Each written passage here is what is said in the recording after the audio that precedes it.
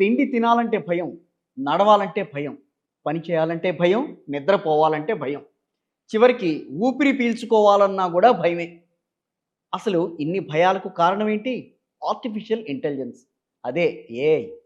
ఇంతకీ దీన్ని తీసుకొచ్చింది ఎవరో గానీ, మనుషులకి ముఖ్యంగా ఉద్యోగులకు మనశ్శాంతి అనేది లేకుండా పోయింది.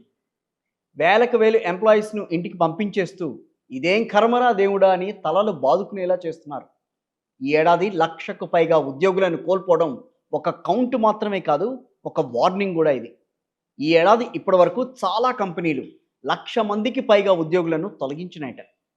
కృత్రిమ మేధస్సు, క్లౌడ్ సేవలు, ఖర్చులు, లాభాలపై దృష్టి పెట్టి సిబ్బందిని క్రమంగా తగ్గించుకుంటూ వెళ్తున్నాయి.